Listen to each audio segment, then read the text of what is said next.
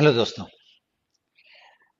आपको याद होगा लास्ट में वर्ड के जो मैंने दो वीडियोस रिलीज किए थे वर्ड पावर के, उसके सेकंड वाले पार्ट में आपको मैंने कुछ वर्ड्स दिए थे। आपको याद होगा, ये वही सारे वर्ड्स हैं यहाँ पे, ये बताने के लिए कि वर्ड्स का जो डिफिकल्ट नेचर का वर्ड है उसको एक्चुअली लोग उसको डिसाइड करते हैं on the basis of their uses of frequency. वो वर्ड आपके आम बोलने लिखने चल मतलब लिखने बोलने में चलन में कितनी बार आपको मिलता है। अगर वो बार बार मिल रहा है, बचपन से आपको मिलते आ रहा है, जिसको तो आप आम जीवन के शब्द बोलते हो, देन एक थोड़ा उससे कम फ्रीक्वेंसी का वर्ड्स होता है, एंड देन एक लिस्ट फ्रीक्वेंसी के वर्ड्स होते हैं उनसे भी कम। जो मैंने दिए थे they were the list frequency words. और अगर आप अपने वर्ड पावर की बात कर रहे हो तो आप एक्चुअली इंग्लिश में उस लिस्ट फ्रीक्वेंसी वर्ड्स के बारे में आप चिंतित हो। अब ये आपको सिनोनिम एंटोनिम की किताबों में मिल सकते हैं और आपको एग्जामिनेशन के क्वेश्चंस में मिलते हैं। अब इसको हमें याद रखना है। अब आप जरा ध्यान दो कि आपको कोई चीज याद जो रहती है वो याद करने से याद नहीं होती, वो उसके बार बार मुलाकात करने से याद होती है। आप ध्यान दो इस बात को। बार बार उससे मुलाकात होती रहती है। किसी जगह को अगर याद करना होता है तो पहली बार आप जाते हो तो वो जगह ऑलमोस्ट अननोन होता है।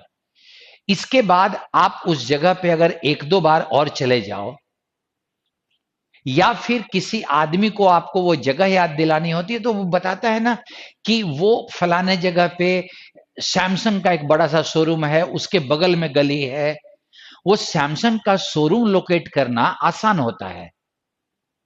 मतलब आपके पास दो तरीके हैं, या तो वो बार बार आपके सामने से गुजरे, और दूसरे नहीं तो जो अगर आप कर सकते हो कि क्योंकि 80% टाइम 80% इंपॉर्टेंस किसी भी आपके वर्ड पावर में रिवीजन का होता है। बात यह बनती है कि आप रिवाइज कितना करते हो। और अगर आप रिवीजन कम करना चाहते हो, और रिवीजन एक बार से नहीं होगा या तुरंत अभी आपने याद किया और शाम को आप रिवाइज करने लगो, ऐसे नहीं होता। आपको उससे दिमाग से निकलने का मौका देना होता है।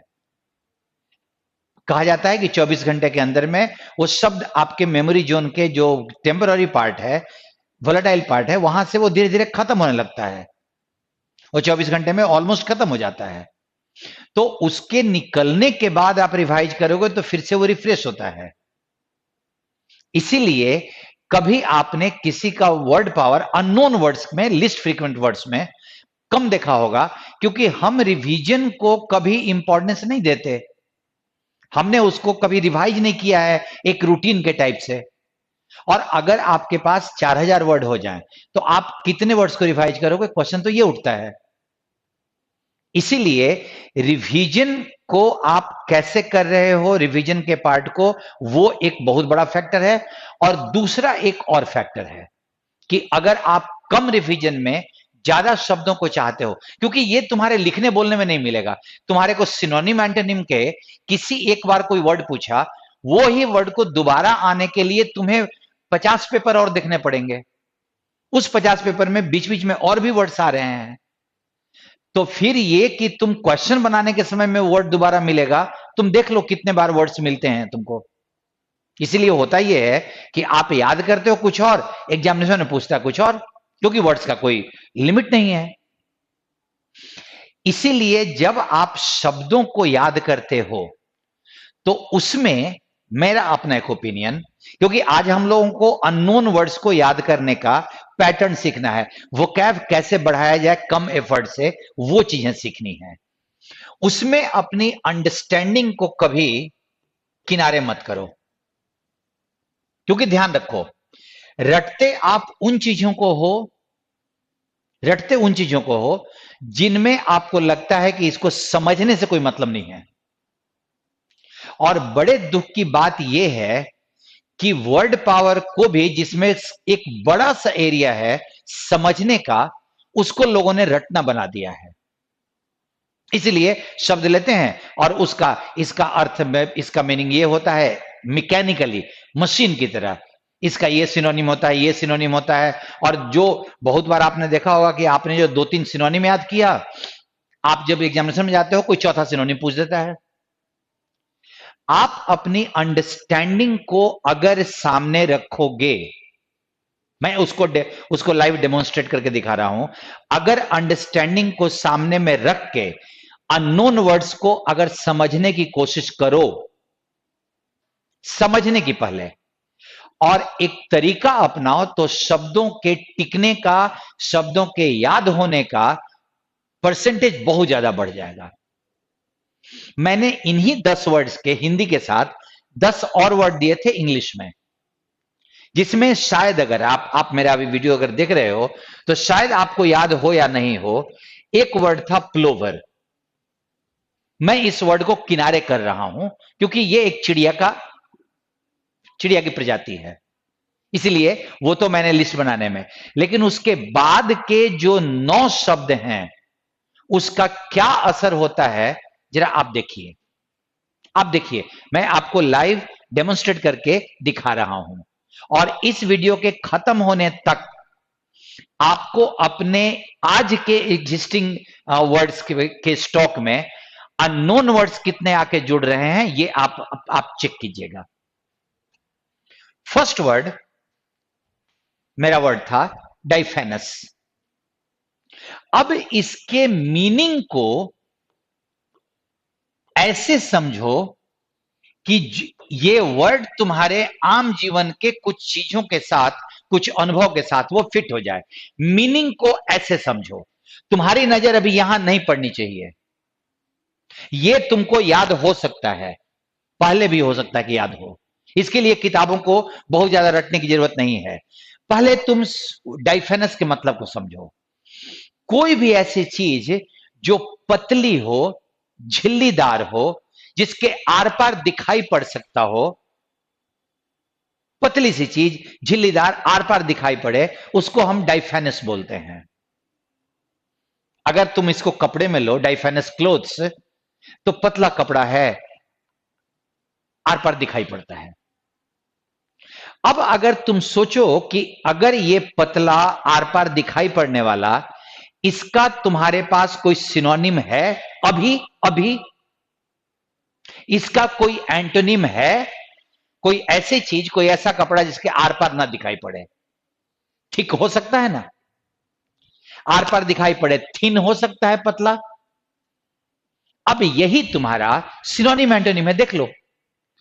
ये वर्ड फिल्म से बना है, फिल्म मतलब झिल्ली होता है। गोसैमर नया वर्ड होगा।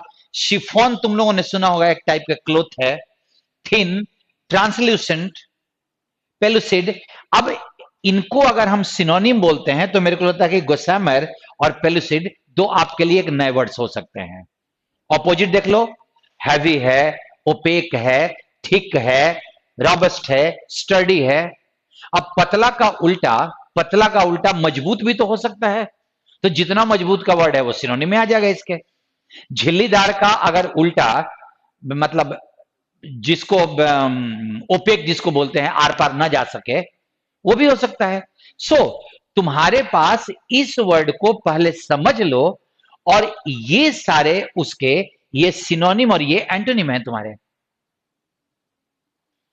अब तुमको इसमें से पेलुसिड, गोसैमर, ये दो वर्ड को, लेकिन अगर तुम बिना इसको समझे, डाइफेनस का मतलब सिनोनिम होता है गोसैमर, पेलुसिड, तो भाई ना उसका सिनोनिम मतलब समझ में आया, ना वर्ड आप समझे थे।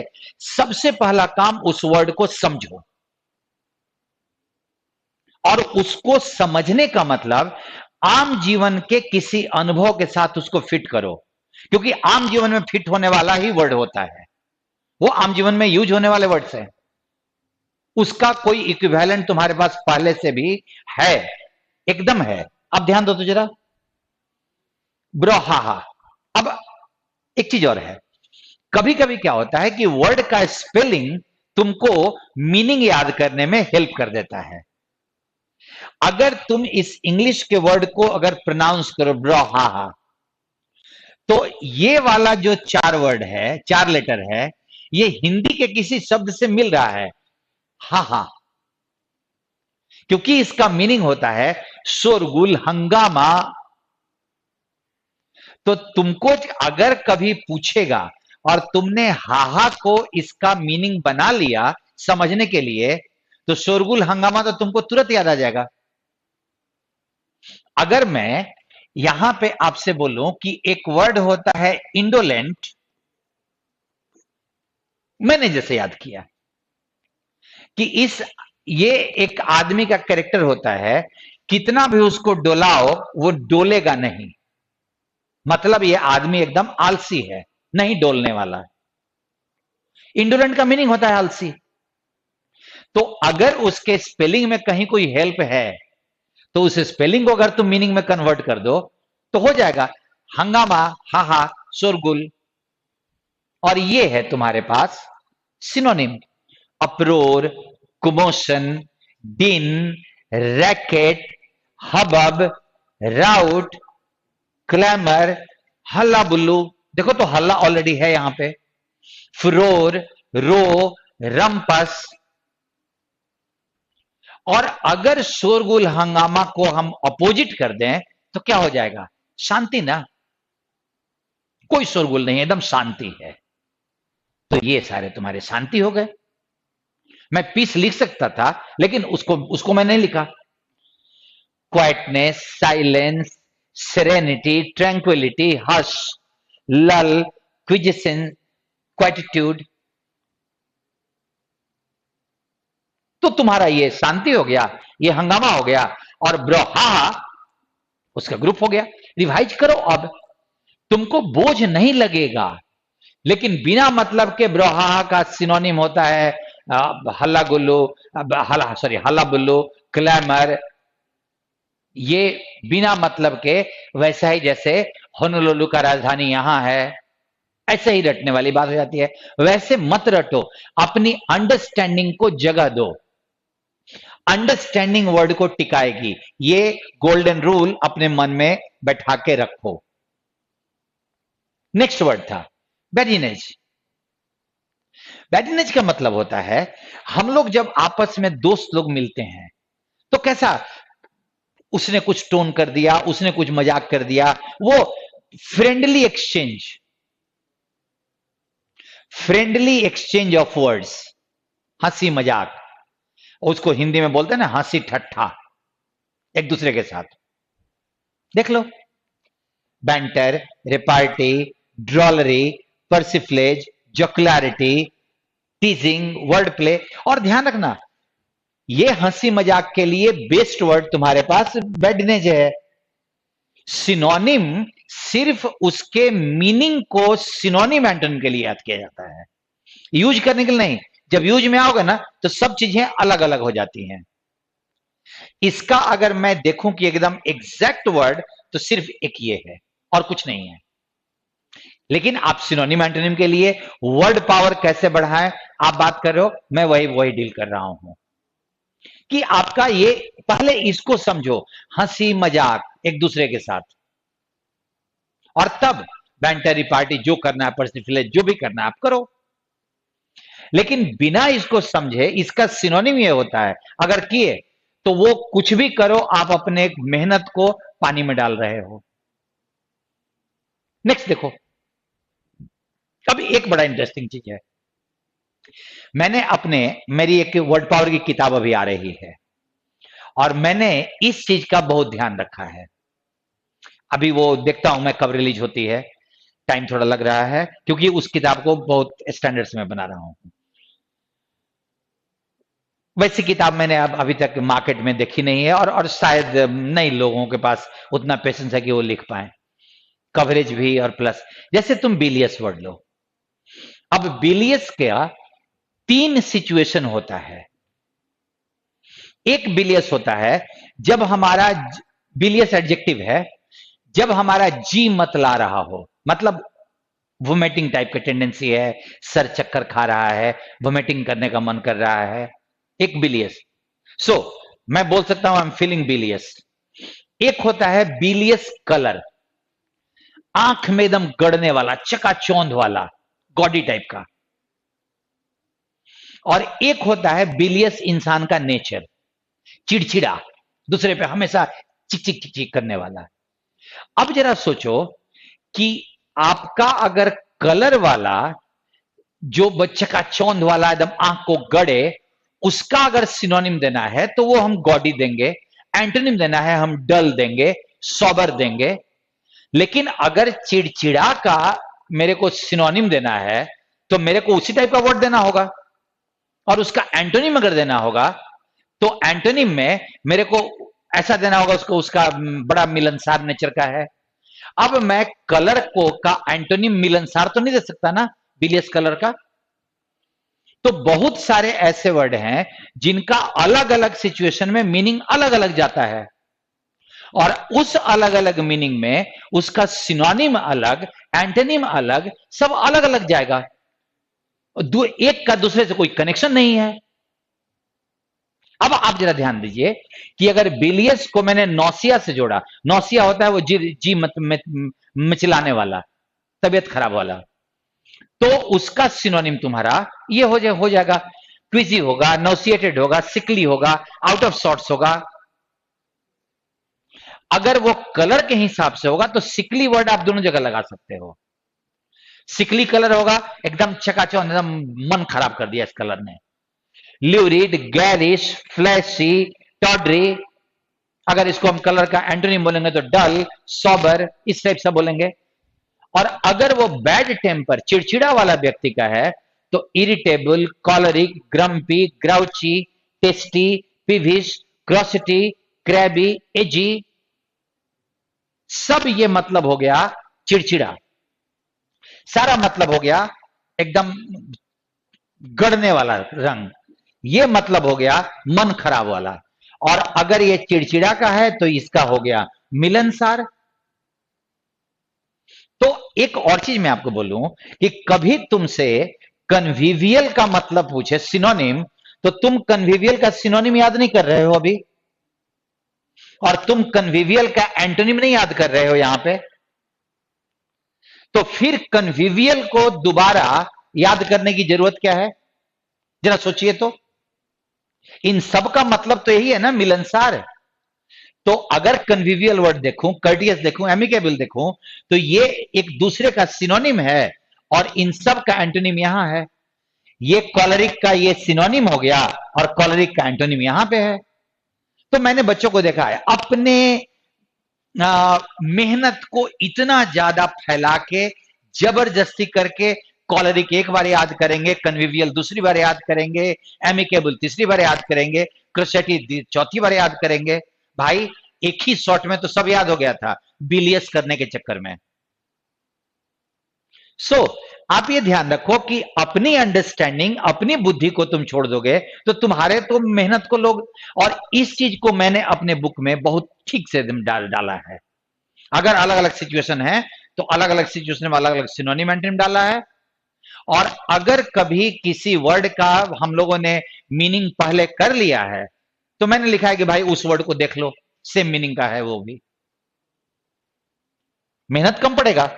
मैंने ये देखा ना कि 200-400 वर्ड करते करते ना तुम्हारे पास वर्ड के सिनोनिम एंटोनिम रिपीट होने लगते हैं, लेकिन तुमको रिपीट हुआ है ये तुमको बताने वाला कोई चाहिए।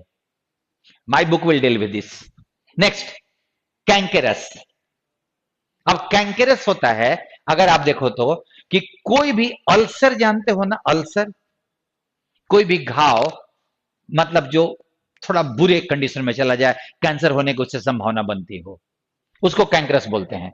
अब ये तीनों सिनोनिम हो गया इसका, और ये दोनों एंटोनिम हो गया। बिनाइन बोलते हैं। अब बिनाइन का दो मीनिंग होता है, मैं उधर में नहीं जाता। बिनाइन का भी दो मीनिंग होता है।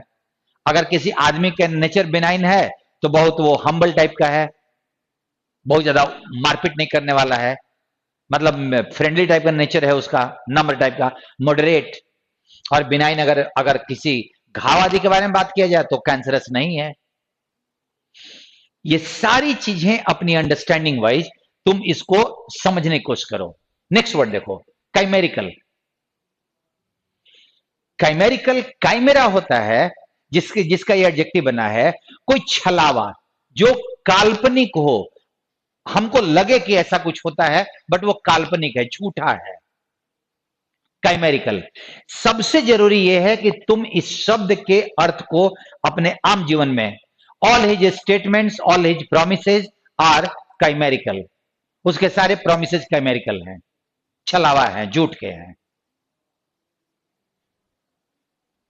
अब इसका इल्यूजरी, इल्यूजन से imaginary, utopian, fanciful, visionary, fantastic, delusory, सब इसका सिनोनिम हो गया। और अगर वो छलावा नहीं है तो जेन्युइन है, वास्तविक है, ऑथेंटिक है, जानते हो, तो उसका एंटोनिम हो गया ऑथेंटिक वाला part. Authentic, genuine, bona fide, material, substantial, concrete, ये उसका एंटोनिम हो गया। तो ये खाली इसका थोड़ी एंटोनिम है, इन सब का एंटोनिम है, ये इन सब का सिनोनिम है। सो अकॉर्डिंगली तुम्हारे पास एक एक साथ 10-15 वर्ड से याद कर रहे हो और सब का सिनोनिम एंटोनिम तुम एक साथ कर रहे हो। नेक्स्ट, सेलेरिटी। सेलेरिटी मतलब होता है किसी काम को करने का स्पीड, स्पीड, तेजी। चाहे वो नेचुरली इसको गाड़ी के स्पीड के लिए सेलेरिटी नहीं इस्तेमाल करते, क्विकनेस के लिए इस्तेमाल करते हैं, फुर्तीलापन के लिए इस्तेमाल करते हैं। जिस सेलेरिटी से उसने इस काम को किया वो बड़ा एडमिरेबल था। सो स्विफ्टनेस। एक्सपेडिशन, ध्यान रखिएगा, ये अभियान वाला एक्सपेडिशन नहीं है। एक वर्ड होता है एक्सपेडिशियस, एक्सपेडिशियस, जिसका मतलब होता है तुरंत किसी काम को किया जाए, उसी का ये एडजेक्टिव है। देखो, डिस्पैच का दो मीनिंग होता है, कि स्पीड भी होता है, फ्लिटनेस, रैपिडिटी, और इसका उल्टा अगर स्पीड नहीं है तो आलस है, सुस्ती है, धीमापन है। तो जितना सुस्ती वाला वर्ड है, नाउन, सब यहां डाल दो। मैंने 2 लिखा है यहां पे। स्क्रीड। स्क्रीड बोलते हैं कोई भी ऐसा भाषण जो बहुत लंबा हो, उबाऊ हो, डल हो, बोरिंग हो। उबाऊ भाषण, नेताजी लोगों का, खड़े हो गए, पता नहीं क्या क्या क्या क्या बोल रहे हैं, दैट इज कॉल्ड स्क्रीड। चूंकि ये बहुत टेक्निकल वर्ड है, so 2 technical word, peroration and then filibuster. ये पॉलिटिकल साइंस में आप लोगों ने हो सकता है कि पढ़ा हो। And last word, squeegee. Squeegee कोई भी एक्चुअली कोई ऑब्जेक्ट जो लिजलिजा हो, मतलब सूखा हुआ नहीं हो, स्पंजी हो, नम हो, उसमें गुद्दा हो टाइप का, उसको हम लोग स्क्विजी बोलते हैं। अब स्क्विजी केक अगर हो सकता है, आराम से हो जाएगा। तो जितना नम, गुद्देदार टाइप का जो वर्ड होगा वो सब स्क्विजी का सिनोनिम हो जाएगा। पल्प, पल्पी, पल्पस, 2 पल्प का एडजेक्टिव बनता है। स्क्वैशी, स्क्वेल्ची, मसी, डफी, ये हो गया गुद्देदार, मुलायम, और ये हो गया सूखा हुआ, कोई उसमें एकदम एकदम सूख गया है सब। अगर आप उन 9 वर्ड्स को किए, मैंने 10 वर्ड दिए थे, लेकिन उसमें से मैं 9 वर्ड को किया, तो आप वर्ड को काउंट कर लेना, गोइंग टू बी अराउंड 100+। मैंने 9 वर्ड किए हैं और 9 वर्ड में मैंने 100 शब्दों को डील किया है। आप 1 या 2 सिनोनिम के साथ मत संतुष्ट रहो, आप उसके अर्थ को समझो ठीक से, कि उसका अर्थ क्या बोल रहा है। एंड अर्थ उसका क्या बोल रहा है, क्योंकि वो अर्थ अगर तुम्हारा सही निकलेगा तो वो उसका सिनोनिम और उसका एंटोनिम दोनों तुमको दिमाग में पहले से डाल देगा। तो तुमको खाली नए शब्दों को देखना है, मीनिंग ऑलरेडी सेट है। रिवीजन जरूरी है। एंड तुम्हारे 9 वर्ड में तुमने 100 वर्ड का सिनोनिम, एंटोनिम सब कर लिया है।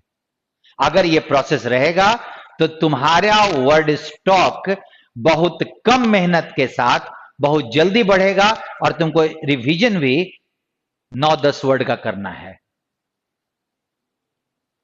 आपको ये अप्रोच मेरा कैसा लगा? क्या मैं ऐसे 10-10 वर्ड्स को लेके मैं आपको सिनोनिम एंटोनिम कराऊं? अपने बुक का ही जो आने वाली किताब है उसमें से मैं निकाल के सिनोनिम एंटोनिम करा सकता हूं। अगर आपको यस का मन कर रहा है,